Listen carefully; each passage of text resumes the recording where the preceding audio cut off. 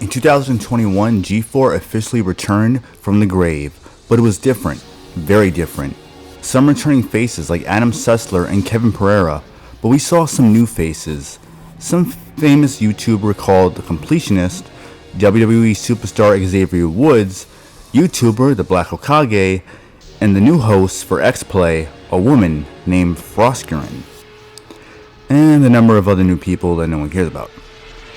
Obviously, not all of the old faces of G4 could return, such as Morgan Webb and Olivia Munn.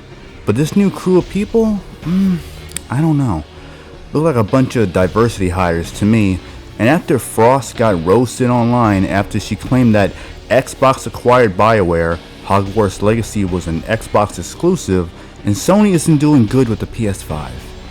So we know after that, they hired a bunch of qualified people. The comments Frost made about Xbox and games got her heat with gamers, not solely from fanboys. No, she got heat because she was wrong.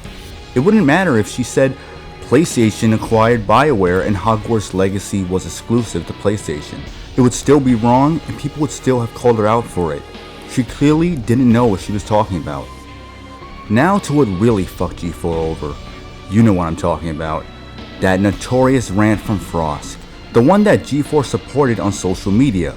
The one that everyone around here on the video was cheering on. You had cokehead cesspool clapping like a seal and the black hoagie going, "Talk to him, Frosk." Yet all that simping to just have it all be deleted off of their social media accounts. Come on guys, why don't you still with Frosk? So after the sexism in gaming rant went as well as She-Hulk twerking, it was time for G4 to get desperate.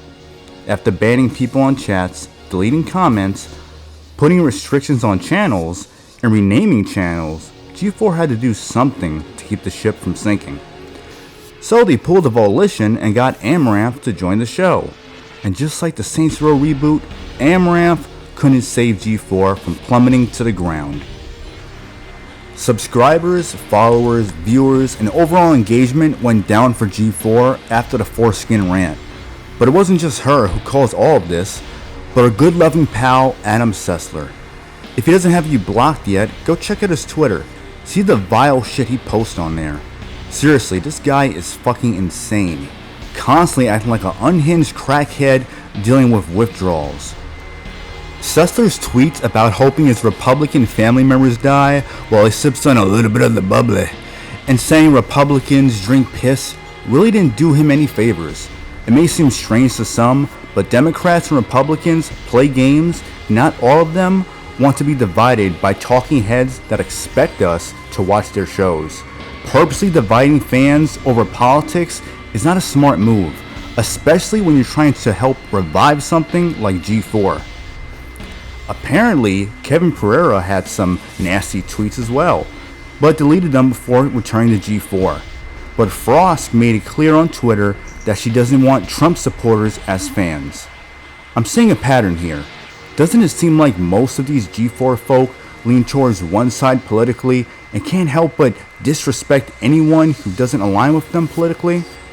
Feels like I've seen this before in other forms of media. And we can't forget about the Black Hokage, Mr. EA Game Changer himself. Go check out old videos on his channel and you'll see how fake he is. This big smoke looking ass clapping for Frosk like he's some saint. This dude will do anything to get to the top. Man has no dignity and no neck. Another tool going along with the agenda to get further ahead.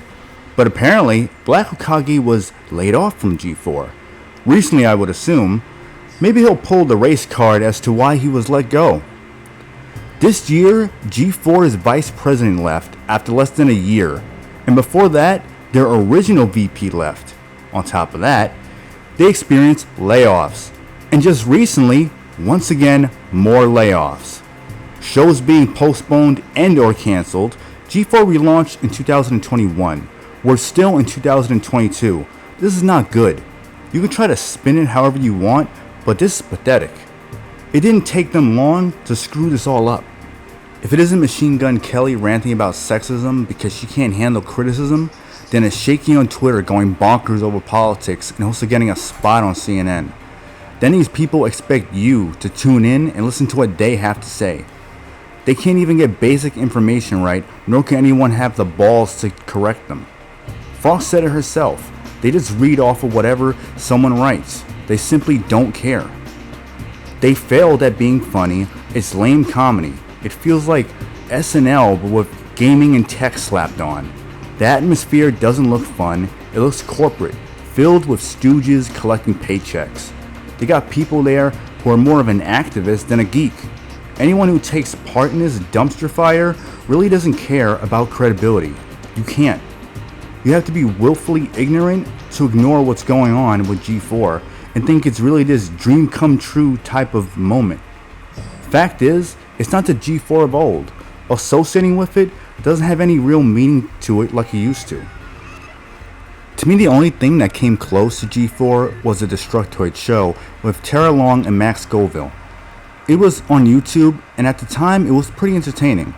It clearly didn't have the budget of a G4 and was short-lived compared to the amount of years G4 stood around. After that, there was Rev3 Games that was similar to the Destructoid show. Max and Tara was there. Even Adam Sessler was there for a little bit. But ultimately, Destructoid show and Rev3 Games fizzled out for whatever reason. And it seems like G4 will once again fizzle out as well. Maybe time has passed G4. Maybe people have found ways to outdo G4. People like to see creators that really care about what they're talking about. People like when creators know what they're talking about. People don't want to be lectured about something they didn't do. They don't want to see someone derail a show so they can cry and moan because they have thin skin and are insecure. G4 simply can't give people what they want. People like Frosk wonders why people don't like her, or why they prefer Morgan Webb and Olivia Munn over her. It's simple. They were fun. They made xplay and Attack of the Show fun to watch because they acted like they cared. They looked like they were having fun and actually cared about the job. They seemed fairly knowledgeable of what they were talking about. Notice they never derailed the shows to rant about sexism in gaming. Sorry, bozo, but they weren't hot and had no problem being attractive. Maybe looking like a drug addict, bumming for a Lucy outside a bodega isn't appealing, and seeing how you barely have a personality to go with those tattoos and piercings, you clearly are inferior to previous hosts. Fact is, you were another diversity hire put as the host to get that bold and brave woman empowerment message put out there. This shitstorm started because you went on a rant to deflect from the backlash to you spreading misinformation on your show. When people held you to the fire, it got too hot for you to handle. So you went on a rant to play the victim. Typical behavior from someone like you. Act so brave and empowering, breaking all these barriers for women, but once you get called out for saying some dumb shit, you quickly show how much of a cunt you are, because you can't handle mean comments from the toxic misogynist. And one last thing on Frosk. You celebrating you survived the recent layoffs says a lot about your character. If it wasn't apparent by now that you are filth who only cares about their own self-interest, now it's clear as day. I wonder how all the laid-off employees feel now after they stood by you after that rant you did, the rant that caused all this mess. Sessler and crew made it worse for sure, but you were the catalyst, and you can't even see your wrongs. You shift the blame to someone else, throw everyone under the bus to avoid the truth. And since you finally got fired for being tone deaf, maybe now you'll get it, but I doubt it. Guess you didn't survive, you dumb bitch, because wherever you go next will lead to destruction. OG4 was fun. It wasn't trying to be divisive or preachy. And here we are with an unamusing, preachy, and divisive G4. It seems fake and out of touch. Maybe hiring old heads that clearly hate gaming and feminist freaks that are insecure hypocrites was a bad idea. It's obvious the people involved with this new G4 hates his fans, on camera and off camera. They can't stand you. They have no problem calling you isms, mocking you based on different views, and telling you to stop watching if you dare criticize them, because fuck feedback, right? Why listen to your audience? Just like all these high and mighty companies that gotta divide fans, they can't keep it about gaming and tech. That's why people left. That's why subscribers, followers, and viewership has plummeted. They wasted a relaunch of something people enjoyed back in the day, all to squander it. They deserve all of this. It doesn't matter who they fire or employ. Let this ship sink already. By next year, this shit will be dead. The sooner, the better. Bury this garbage 6 feet deep and don't bother trying to unearth it again. Pull the plug on this thing already. It's over.